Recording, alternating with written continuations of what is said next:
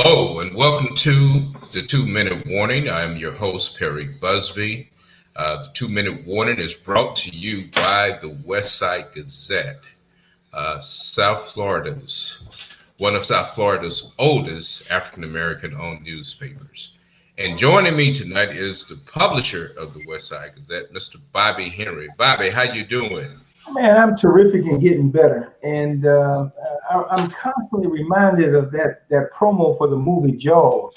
Just when you thought it was safe to go back into the water, something else happens, man. But I'm fine. Yeah. Mm-hmm. Man, I'm doing great, man. I am. It's been a busy week, but man, I've been looking so forward to tonight and to tonight's show. Not to say that all the other shows weren't great, but man, this was a show that really brought home where we are today, and so I'm just so honored to be a part of it and to share this moment, as always, with you, my brother. Well, Perry, because of you, that we're able to do this, and so I'm grateful for you as well. And two.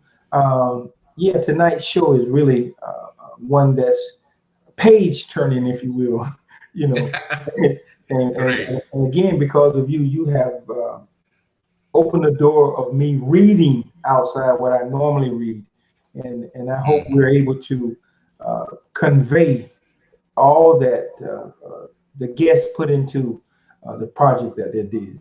So right. Yeah, and tonight's show is so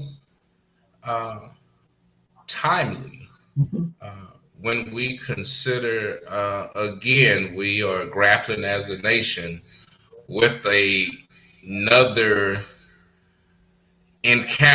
citizen encounter, deadly encounter with the police. And one that raises more questions than answers, and man, it's been a trying time. It most certainly has. And not only currently that situation, but 2 years ago, man, with the brother in Louisiana. I mean, this stuff is. Again, I allude to the promo for the movie. Just when you thought it was safe to get into the water, not even go back. Yeah. Right. Right on the heels of George Floyd, and then these other things begin to surface. So, man, I tell you. Yeah, and it's coming so fast. Before we can even fully digest and comprehend one, we're faced to grapple with another, and that's it's got us, I think, in some ways in really a PTSD moment for us all. True. And again, in situations where we find ourselves dealing with uncomfortable life happenings or life circumstances, there is a ram in the bush. We might not know it. They might not look like us, but they are there. So yes.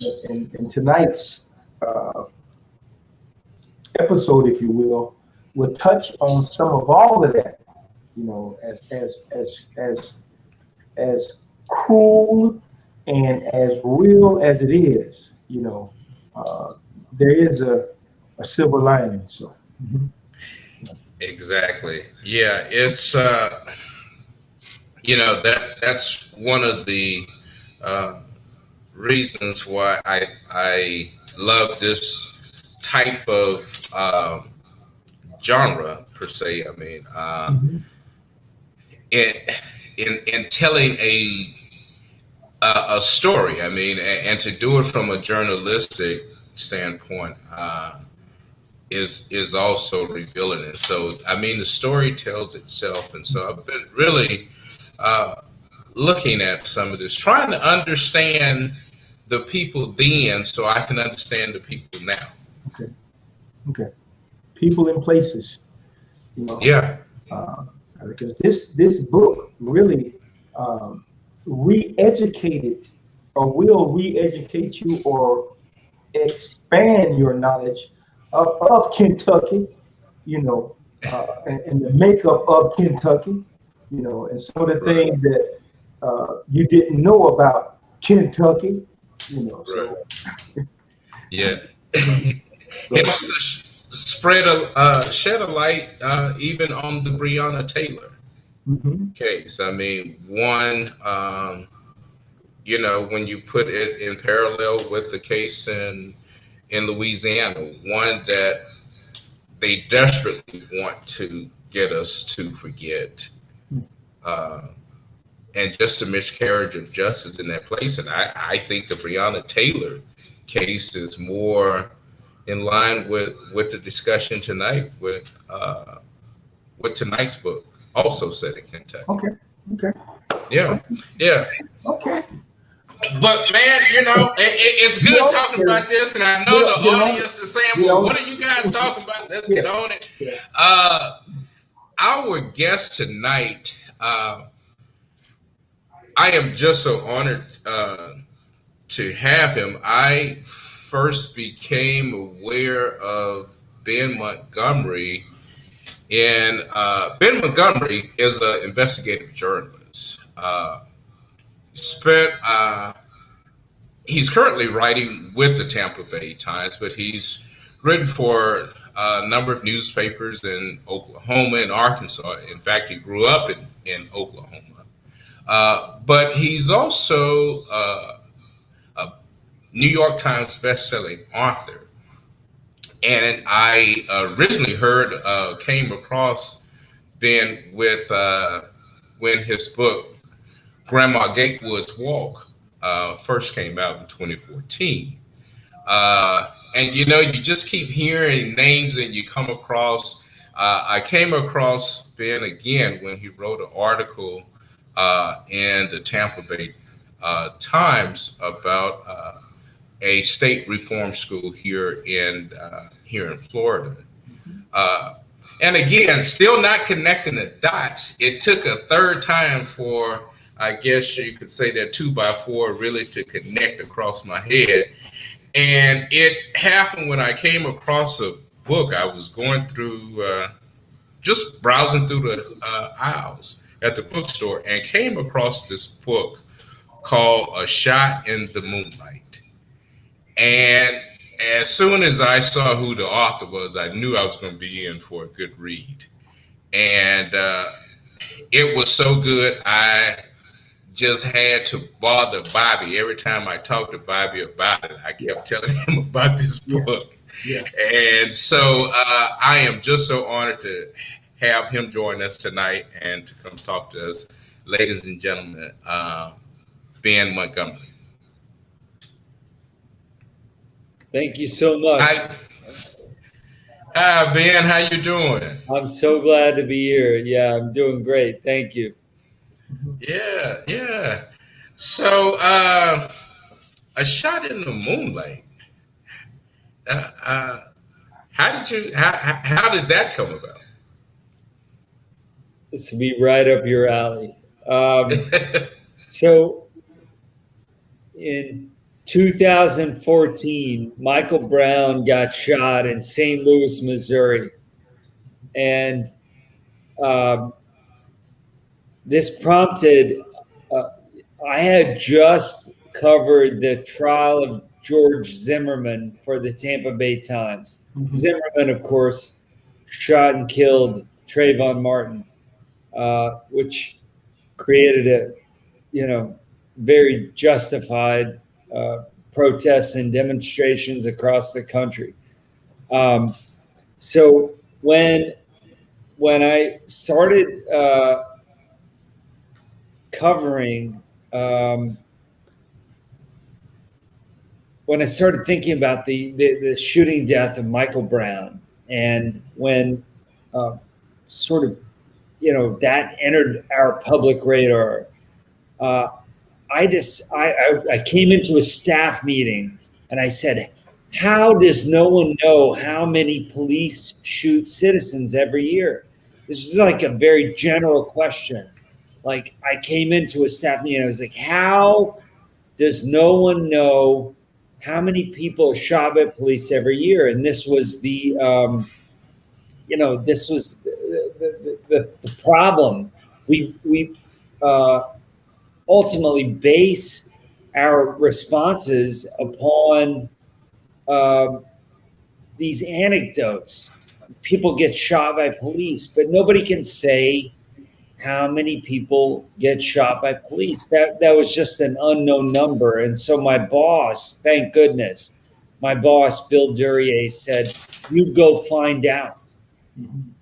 And so I asked 400 police agencies in the state of Florida, every single police agency from Barry University to Miami-Dade Police Department, for 6 years worth of police shooting data. And when that started coming in, we very quickly learned that about 40% of the people who were shot by police in that 6-year period were Black. And that was way out of way different than the Black population in Florida, which is about 15%, right? So we knew we had a problem. So as I was sinking in on that data, I wound up meeting a lot of Black women, honestly, who had lost sons and husbands and brothers to police violence. And their grief is such that there's no end to it, right? This is the problem with police shootings. For Black women, if their sons are shot by police, those police almost 100% of the time get returned to the job. They do not get fired. Those shootings are justified, and they return to the job. And so these women have to deal with existing in the same communities as the law enforcement officers who took their kids, sons, husbands. And so in the swim of all this, as I'm meeting these women, and I started longing personally for a story that didn't end in tragedy. And and what's interesting is you had to go back 100 years to find a case that didn't exactly end in tragedy. So, I was looking for a case like this, and I saw the story of George Floyd, and I was overwhelmed by how much coverage it got back in the day, but how it had been forgotten. And that's exactly why I thought, like, this is a story for me to sink down onto. Right. Right. Now, how long did you research this story? And where did it take you in Kentucky? I started working, of course, on my computer, and I feel like the whole process was about 2 years. But the research in Kentucky took me to Franklin, Simpson County, Kentucky, where George Denning was born and raised. He was born into slavery in 1855 and was emancipated shortly after. But I found his property, the property that his family lived upon. I spent a lot of time in the Simpson County Historical Society archives. was a wealth of information, like local information. But I also spent a lot of time in the archives in the state library in Franklin, Kentucky. But then beyond that, it was just like meeting people all over Kentucky, meeting Anthony, who's here with us, in Louisville, and exploring around Jeffersonville, to try to find places that George Denning might have known. Yeah, so to about 2 years, start to finish. Right. Bring us into focus of who George Denning is. Yeah, sure. In January of 1897, George Denning was alone in his house with his wife and about half of his 11 children. And 25 gun-hung white men rode up to his house, demanded he come out.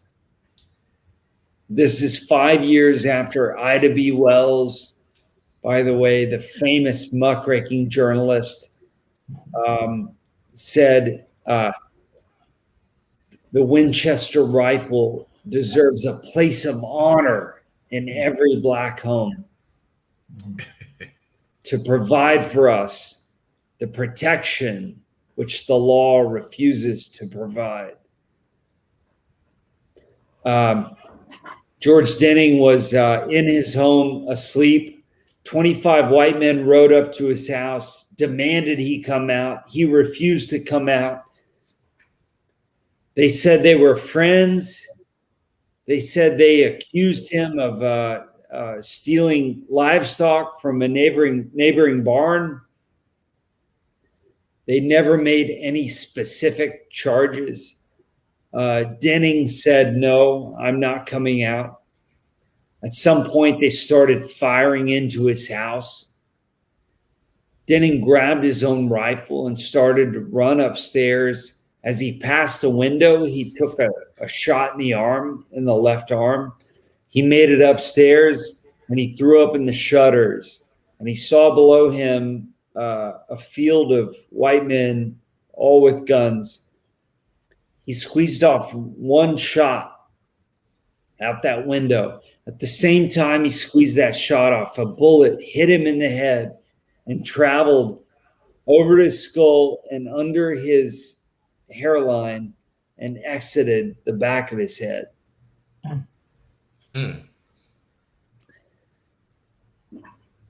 His shot struck and killed the 32-year-old scion of the wealthiest farm family in southwestern Kentucky, a guy named Jody Kahn. And this set in motion an incredible plot that included Denning turning himself in, thrusting himself upon the system, which was interesting that he would trust the local sheriff to protect him, but he did. That sheriff moved him to Bowling Green and then moved him to Louisville, where he would for sure be protected. And that, eventually charges were brought against him. And in order for charges to be brought, the mob had to actually provide testimony, which is an interesting part of this. The mob had to say, we did this in order to bring murder charges against Denning. So that basically, for them to step up and say, yeah, we were there that night regulating, it meant that they would later be subjected to civil charges because, eventually Denning, set free, would sue them in federal court. We can get there if y'all want to. Yeah.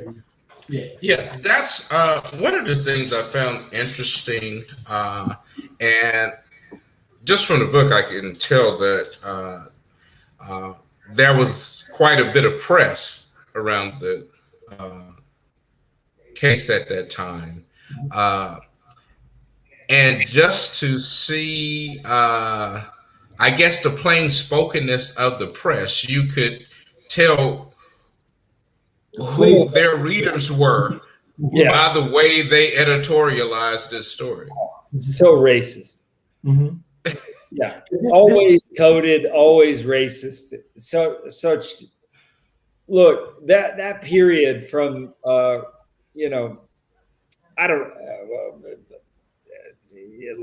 Maybe it's not a period. I'm not. Look, I'm not a historian. I'm a journalist, so I don't study these grand swaths of history. But that period in which George Denning was dealing with the press, Lord have mercy. mm-hmm.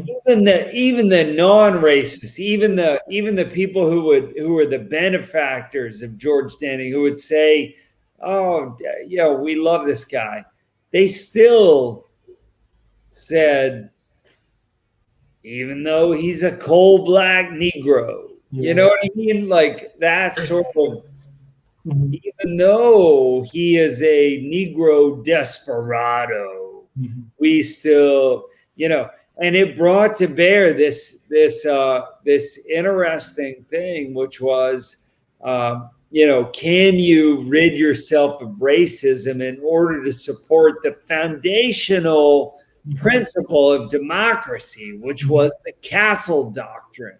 Yes. You cannot attack a person's home. Family in it. That's the thing. Mm-hmm. Don't attack a person's home. And so many people after they read the stories of George Denning defending his home, he never left his house. He shot that shot from the upstairs window as he was being fired upon. He never left his house. But all those people who came out to support him in Kentucky, who might have been racist and might have been terrible people, they said he did what was right, and he's a hero. George Denning is a hero for protecting his home. Okay, this may be a good point to bring Anthony on if we can. Let's see if we can get Anthony in here. Anthony is the great grandson of Mr. George Denning. Anthony lives in Indiana. I want to say in Jeffersonville, and also and I'm sorry, Indianapolis. Okay, and also Anthony is a war veteran. I mean, you're talking about a mild-mannered gentleman, and so let's just bring Anthony Denning on. Anthony corrected me in the spelling of his name and gave me reasons to why the name was spelled as it was. So Ariel, can you bring Anthony on, please? Mm-hmm. Anthony. What's happening, Anthony? Hello. How you guys doing? Okay, we're good. We're good. Now let's see if we could bring all of this stuff together. From your great grandfather's struggle and victory, and the fact that Ben turned the pages of history and brought it to life. Let's see if we can bring this thing up to date and how it affects us right now and what's going on now. Mm-hmm. So, Anthony, tell us a little bit about you, man. Actually, this George Denning was my great grandfather. There's a gap in the family history. My grandfather, who was named George, had my father when he was 54 years old. So there's a large gap. My name is Anthony, of course. I currently reside in Indianapolis, Indiana. I am originally born and raised in Jeffersonville, Indiana. In Indianapolis over 20 years now. a barbershop, married, 6 children with a blended family, and that's all I can say about myself. But any other questions you want to know about my grandfather during the research and talking to some older family members, I will be willing to share. Okay. Yeah. Now, how much of your great grandfather's story did you know before you met Ben? Oh, my great grandfather's story. Yeah. I knew quite a bit. It was talked about often when I was a child. You know, some of my older relatives.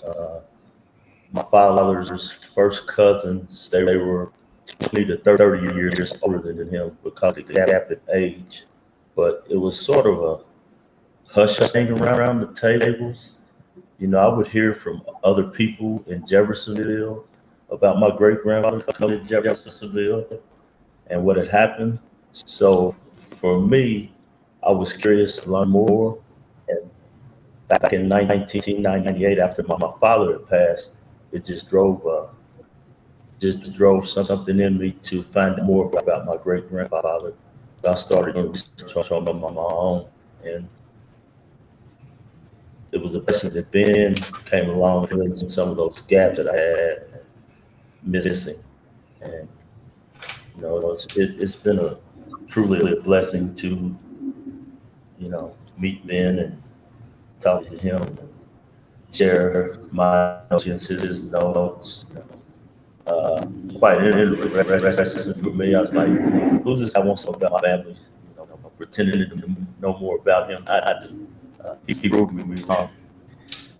He knew a lot, a lot of things that, like I said, filled in the gaps for me as well. Okay.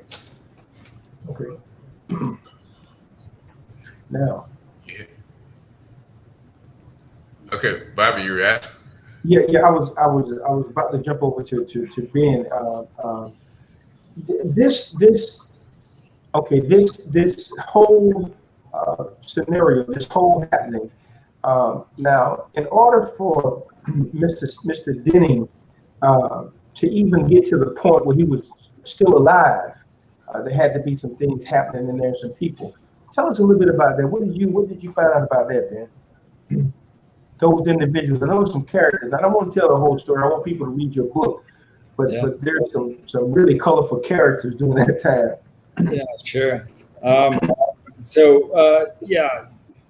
Denning got tried and convicted of manslaughter, and then the governor of Kentucky, a guy named Bill O'Bradley, freed him, and he went to Louisville. In Louisville, he arrived safe and sound. He was lionized by the African American churches in Louisville. They invited him to speak, which was just so cool. And along the way, he met a lawyer named Bennett Young. And this guy, Bennett Young, who would become the, a guy who had done more than any man of his time to erect monuments to the Confederacy. We met this guy, and Bennett Young said, "Let's sue the mob in federal court." And so Denning and Young started working in that regard, and they eventually brought a lawsuit against the lynch mob, essentially because the lynch mob had outed themselves to bring the criminal charges. They now had names for 20 men, 20 farmers who, had been in and around George Denning's house that day. And so they sued them all, and they won. And that's it's this sort of climactic part of the story. But the the interesting thing for me is the win in court doesn't necessarily feel like justice. You know, I came to learn that a lot of Black people in this era, in the late 1890s, who were able to get access to the courts, did so, and then didn't benefit financially from the resulting verdicts. It was a lot harder to get paid, so that's where George Denning found himself. Yeah, you raise an interesting point in that after Mr. Dennings was pardoned, he began to tell his story.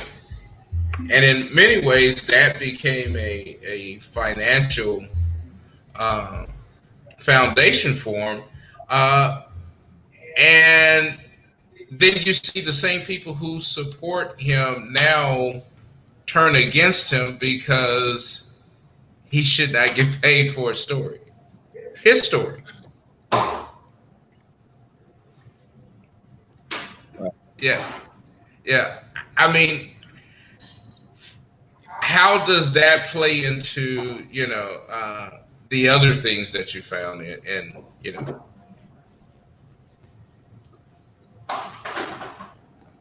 I mean, yeah, I don't. Yeah, good question. I don't know how to respond to that, but Denning, we know, unfortunately, he was found in the streets of Louisville, and he got attacked, physically attacked, and who knows who this. We don't know who the assailants were. His head was broken open by a brick. His eye was gouged out. We don't know who did this, but it happened 2 weeks after the local newspaper back in Logan County, Kentucky, reported that George Denning was living a free life in Louisville and was enjoying the benefits of speaking at Black churches and things like that. So 2 weeks after this is reported, including his home address, reported in the local Logan County newspaper, 2 weeks after he's attacked in the streets of Louisville. Somebody cracked his head open with a brick, gouged out one of his eyes, and left him for dead. Wow. Anthony, that part of the story, that how if at all was that discussed, passed down? Was there any conversation about that in your family? There was no conversation about his being gouged out or anything like that passed down to me and the family.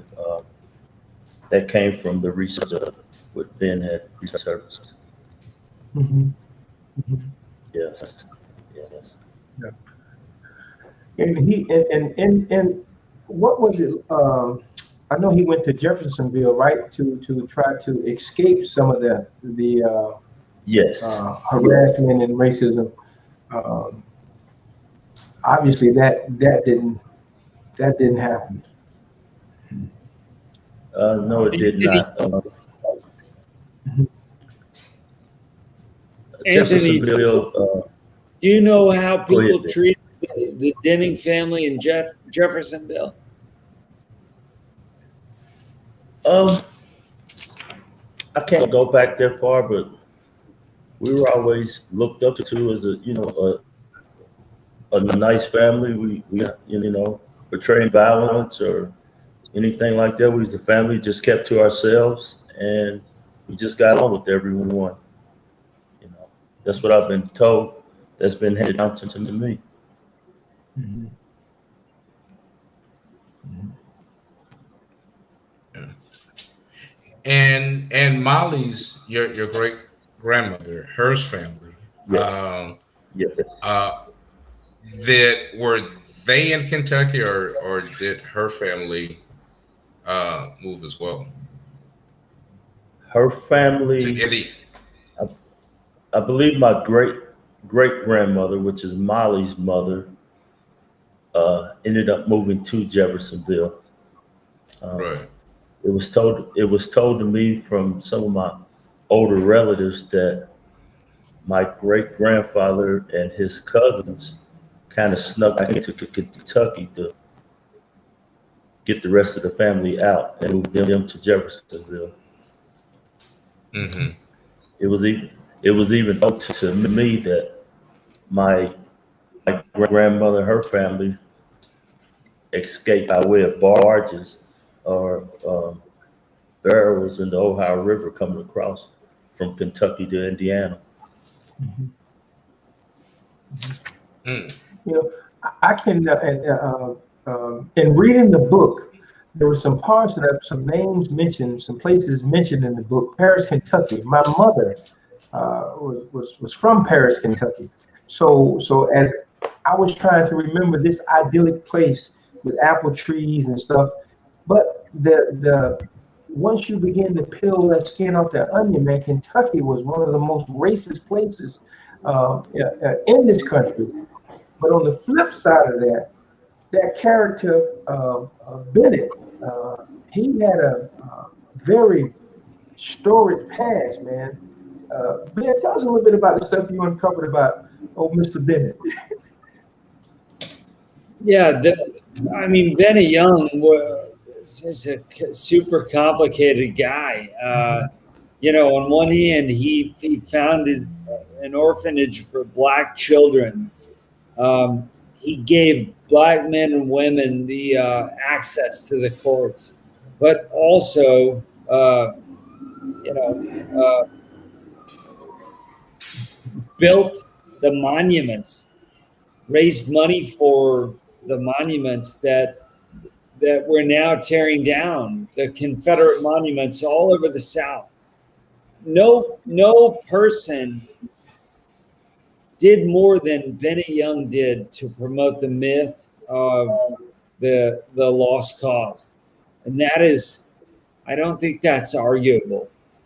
He went all out to try to um, remember his colleagues, his uh, Confederate soldiers, his brothers in arms. Um, he gave keynote speeches across the South. He raised money for the Jefferson Davis Memorial. At the same time, he opened an orphanage for black children and also represented on a regular basis, not just with George Denning, but represented many black people who might not otherwise have had access to the federal courts. Mm-hmm. So his character is super interesting to me because the guy whose statue just got, you know, the guy who raised the money for and gave the keynote address at the statue that just got pulled down in 2015 out of Jackson Square was Bennett Young, who, you know, gave rise to all of these statues. He wrote a 600-page book called Wizards of the Confederate Saddle. Like, he was just all about promoting the cause of the South, and at the same time, he recognized, you know, very clearly that at a minimum, African American citizens should have access to the courts, you know, and represented them pro bono, and complicates his character in such an interesting way. Yeah, you know, we have such a twisted, and let me see if I can. As it is today, we have such a twisted, intertwined system. Um, on one hand, Mr. Bennett represents all that opposes blackness, you know, supposedly. But here he is, throughout his life, giving everything he had for the cause of black people. So it's like almost like a oxymoron here in this country, and it was you brought it to the pages so well, Ben.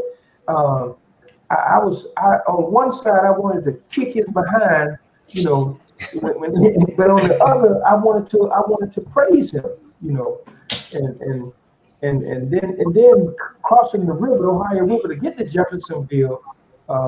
Here we have today this sister who had to get some different appraisers for her home today, you know, and she only got the highest appraiser for her home when she had a white person there, you know. So we're living in some of the same stuff then, but we can't. Anyway, don't get me started on this. Help me out on this, because you know I have to gamble a little bit. Yeah. Mm-hmm. Mm-hmm. Okay. Listen, Anthony and I ate at a Brazilian steakhouse on 4th Street. And I feel like about a week after we were gone, right outside of that restaurant, I saw a young black man hold a Confederate flag over a tire fire so that it got lit. Right on 4th Street, downtown Kentucky. And I thought, God, that's where we are, you know? Yeah. Now, one of the things, Ben, that I found quite amazing about the case was as soon as they pronounced him guilty of manslaughter, just the outpouring of support to have the governor pardon him. I mean, those letters came from every part of the of society, from bankers. I mean, the fact that you say that bankers was writing tells you how important this case really was.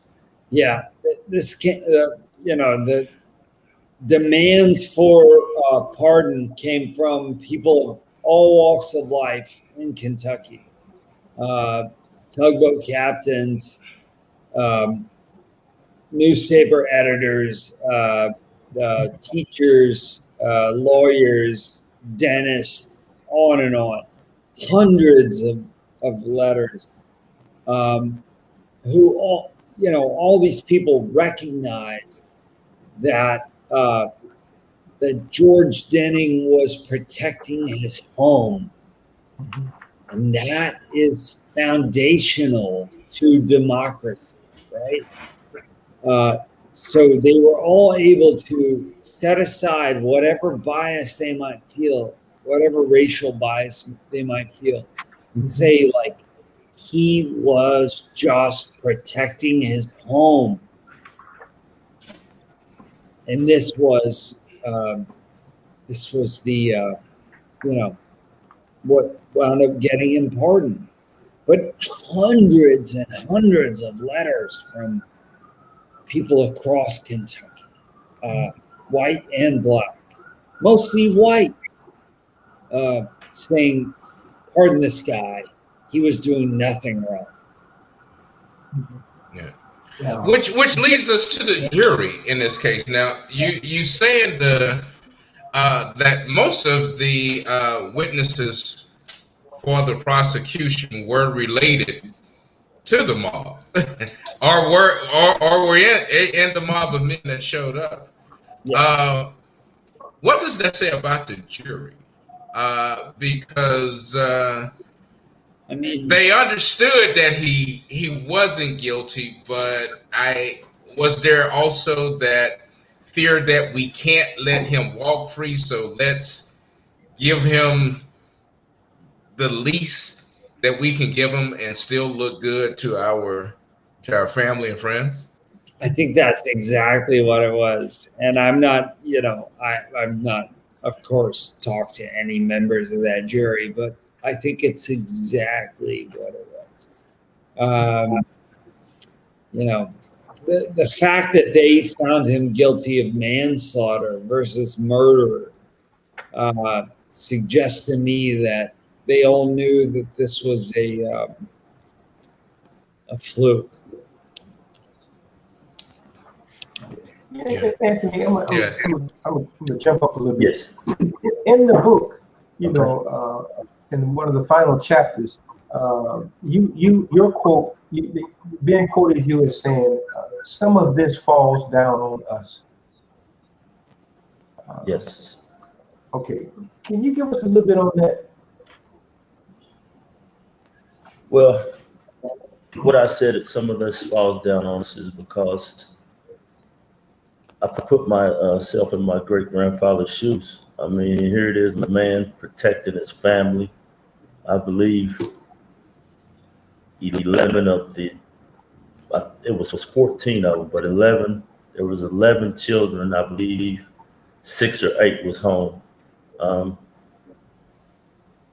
We just always was taught to defend what was right, and to just face the truth and face adversity, and just always fight for what's right, fight for justice. And that's what I mean by that fell down to us, as far as my siblings, my dad, and my children as well. We just been taught to stand up for what's right, and we won't give up.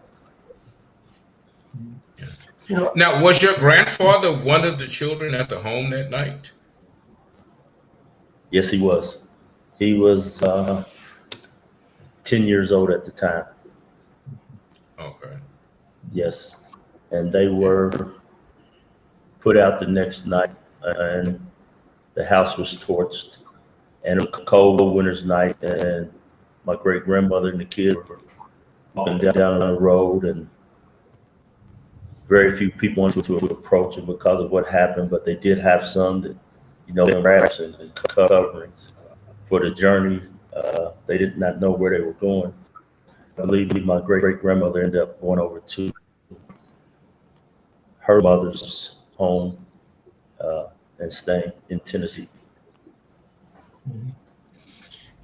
We were talking off the show, and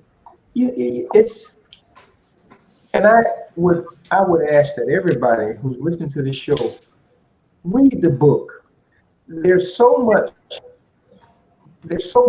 in common with today that happened back then. I mean, the whole, even our criminal justice system, when it comes to dealing with us being charged for crimes. The crime is against us, but we have been charged with the crime, and finding those people like what's his name, Bailey, the judge, in the case being what was his name? Bradley, the governor. Yes, right. The governor, man, yeah. And Benedict Young, the attorney. Yes. Mm-hmm. Mm-hmm. It's so much commonality, man. From George Floyd to Breonna Taylor, your great grandfather, man, in the system put that in play,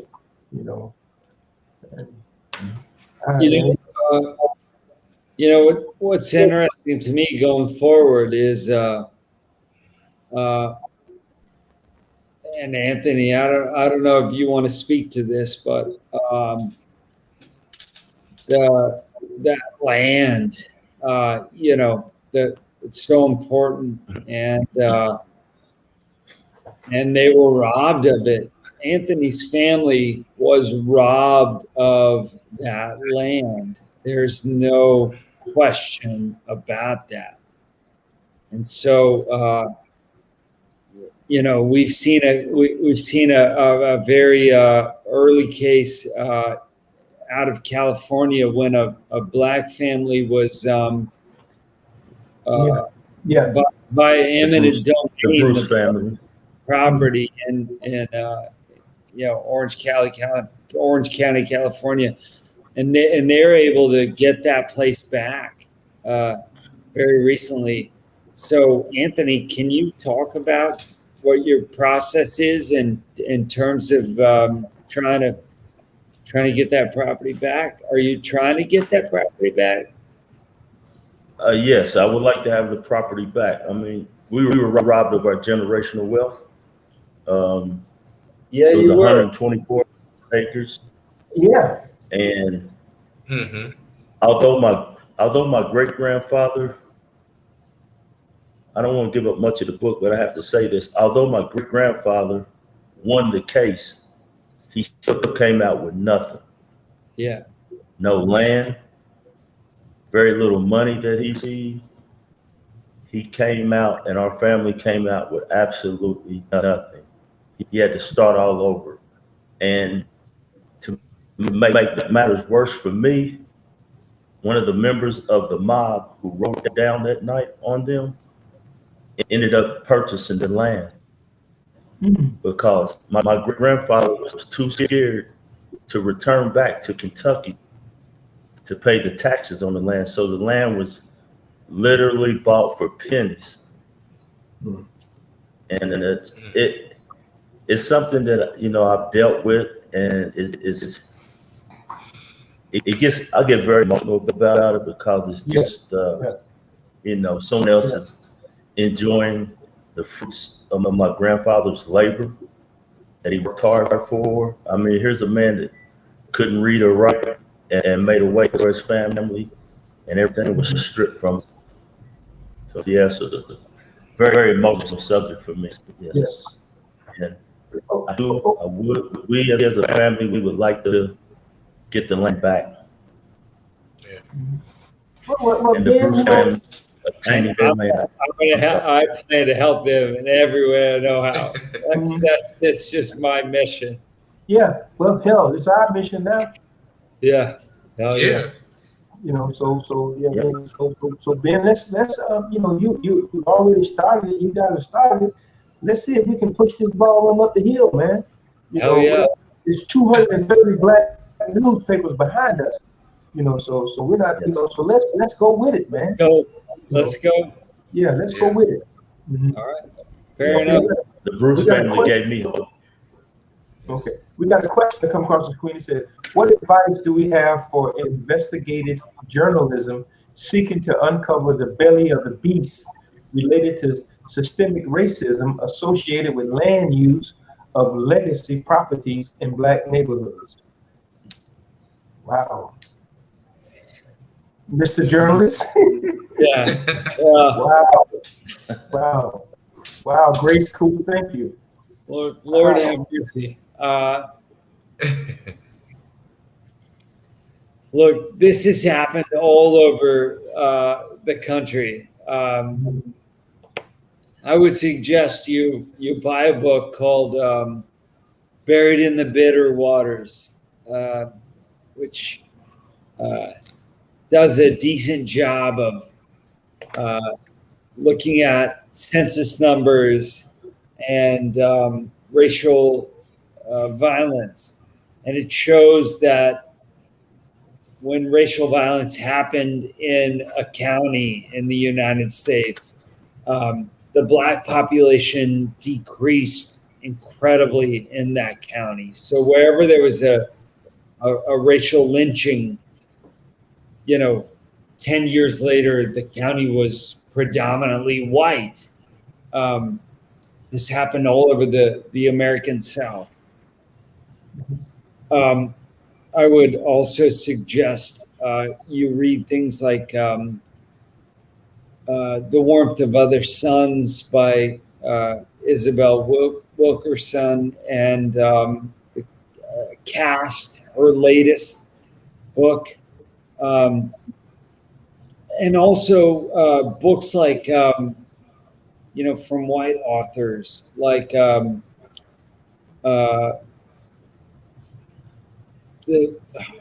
story of the Groveland Boys. Oh, the Groveland Four. Yeah, it's called. I know what you're talking about. It's Gilbert King was the author.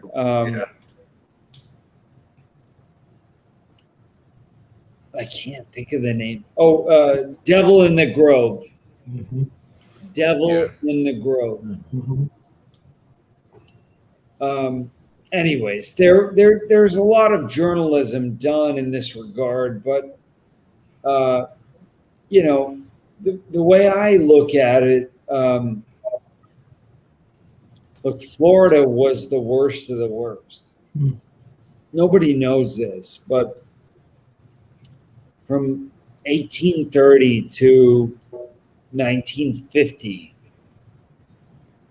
there were more racial lynchings per capita in Florida than in any other county in the South, in any other state in the South.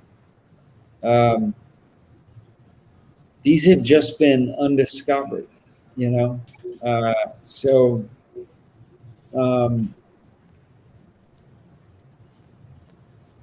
what do? Dig, Let me say this. It was just a journalist who was driving up US 19 in like 1992, who saw a sign for a place called Rosewood, and he turned off US 19 and went to Rosewood and saw there was nothing there.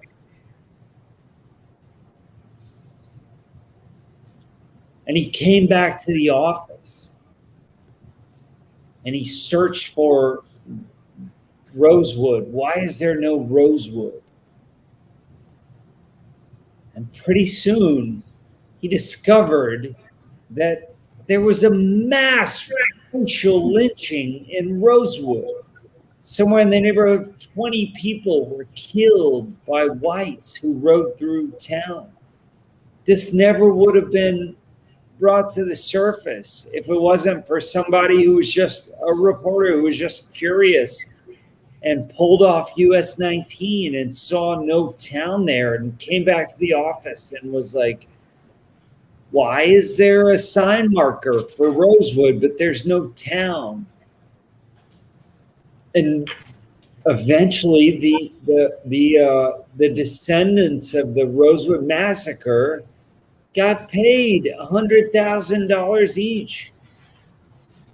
But it was all because of this reparation justified. It was all because of a journalist who was just curious enough to pull off of US 19. So I think in response to this question, we're all obligated to tell these stories and do it well and see what happens. So would you say these stories have called you as opposed to you seeking them? Because the story of George Denning is not your only work in this field. Yeah. You've done, can you share with us some of the others' work, including the work you've done with the Dozier School here in Florida? I am always, I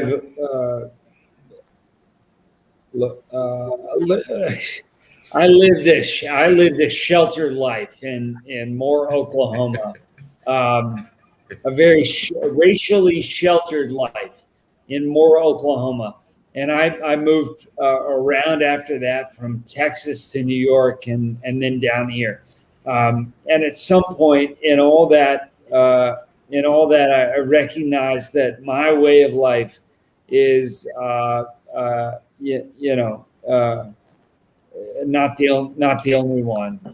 That's a garbage way of saying that. But I became empathetic and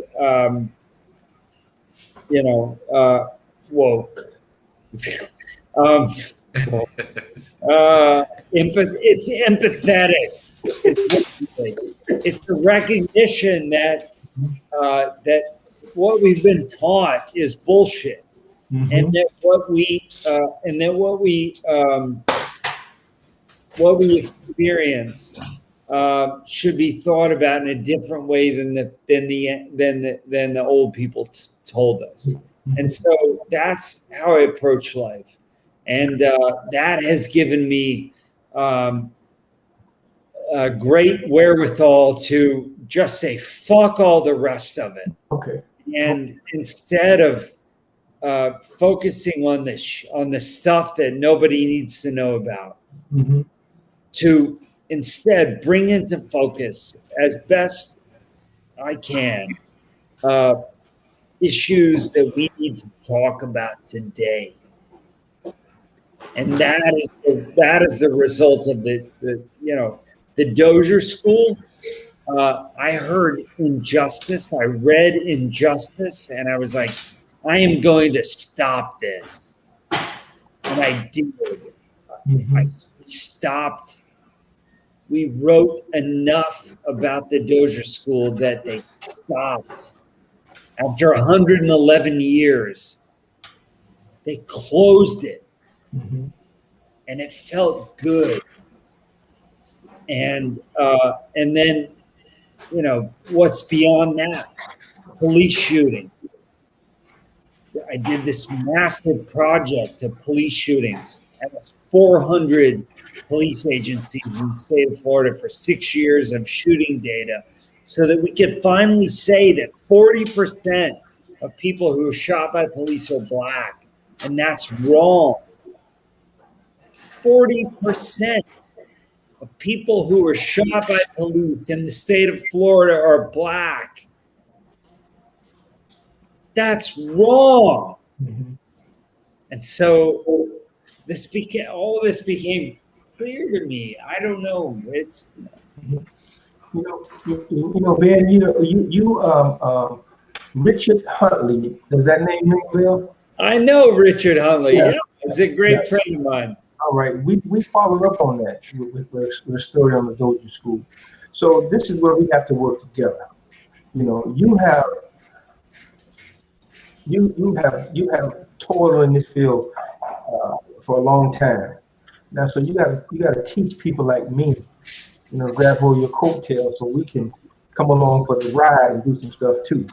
And Anthony, we need you, man. We need you to, if that's what you want to do, get your land back, then damn it, let's figure out how we got to do this. Might as well. Yes. I mean, we didn't come here just to come here. We came here for a reason. Right. So let's make it happen, man. Let's make it happen. I want to. The Bruce family really inspired me more so to seek that, and it's something that my family wants to do. Yeah. So.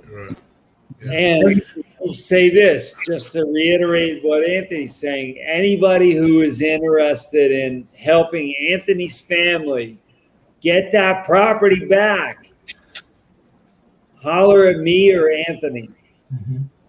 Please. Okay. Yeah, anybody who's listening to this who thinks they might have it, get that property back. Let's do it. Okay. Yeah.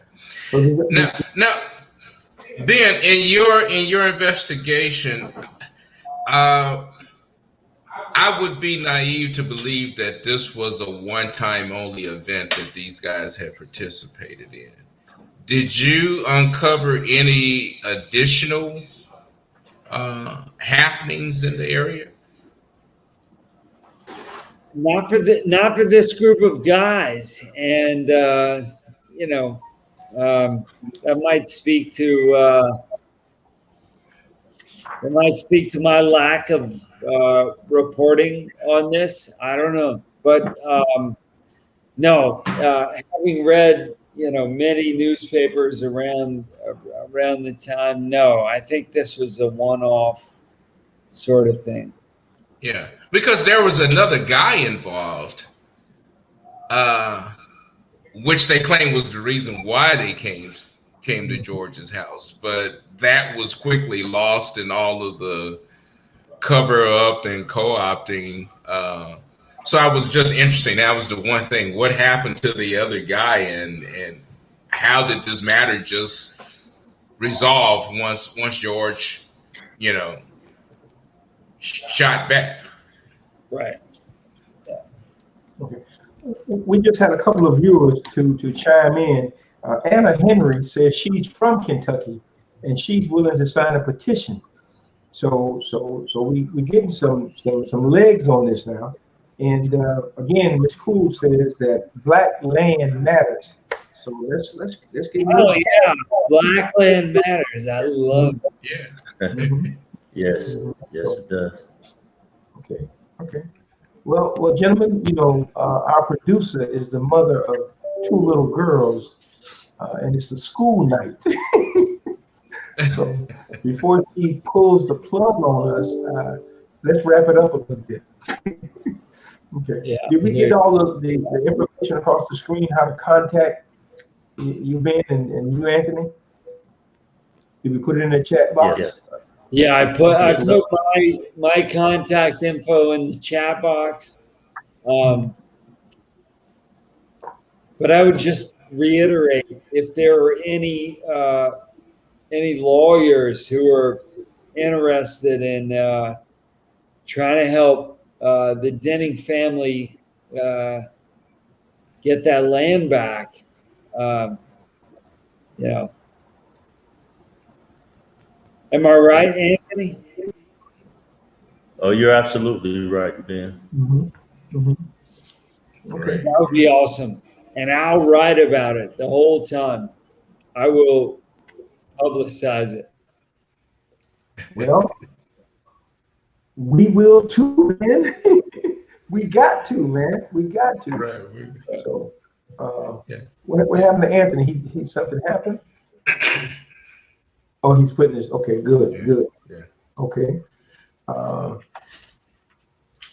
Yeah. So Ben is.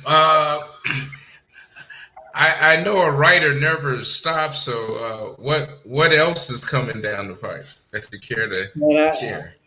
Yeah, I appreciate that. But I just finished a ghostwriting project, a book for someone else. I'm going to take a break through the rest of this year. I'm going to chill. I have a new job writing a newsletter every day for Axios. But I'm gonna take a break from the books for about 6 months. Hopefully, I'm going to climb Cotopaxi with my 2 daughters in the next. Wow. So, yeah. Oh wow. Okay. Anthony, you back with? Okay.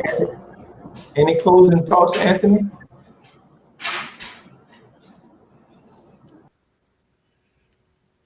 Must we got some technical problems. Yeah. Harry. Yes. Oh, Ben, I have been so blessed just to be a reader of your work. Just to be enlightened. Like I say, reading this book, I know you say you're not a historian, and you're not, but I heard that really journalists are the first historians, because you can't have history without the writers, and so journalists are truly historians. They're just historians in real time, and I'm honored and so appreciative of you breaking open this part of history. As I said, and then to connect the story and make it real by introducing us to Anthony. Mm-hmm. But more than anything, I think your book gave us a glimpse of understanding our society, and that what we see is not new. Uh, and one of the biggest impediments are those people who are afraid to speak up. Yeah. So thank you for speaking up. Thank you so much. Mm-hmm. Okay. Any closing thoughts, Anthony? Again. I'm sorry. Any closing thoughts? No, I'd just like to once again thank each and every one of you for having me on tonight. Ben, thank you once again for all you've done and all you do for the cause, and much respect to you. Mm-hmm. Okay. I want, if I could, I just want to read something from the book as it relates to Mr. Bennett. And it said, he endured himself, particularly to his comrades of the Confederacy, at the head of whose organizations of surviving veterans he served for a time. This came from the editor of the Courier Journal. He also noted he was zealous in his labors in the cause of Louisville's public library, while the breadth of his sympathies is indicated by the fact that perhaps among none is his death more regretted than among the Negroes, who had ample reason for regarding him as a friend. Now, what that says to me is that we never know where our help comes from. So we should always keep our eyes on the prize and work toward what's right for everybody. So Anthony and Ben, I truly thank you for allowing us to step into both of your lives and really feel some of the angst and some of the celebration that came from uncovering that story. So God bless you all. Take care, stay safe, and we will follow up with we're gonna get that land. Creating that land. We're gonna get that land. Appreciate it. Oh, yes, yeah. Yes, we are. Hell yeah. Let's do that. Yeah. Yeah. Speaking into existence. Yes. Taylor, you stepped off the screen for a minute, but you would have loved to hear what Ben said. I'll tell you when we go back in. Okay. Hey, good night, y'all, and God bless. Good night. God bless. God bless, man. Yeah. All right. Thank you.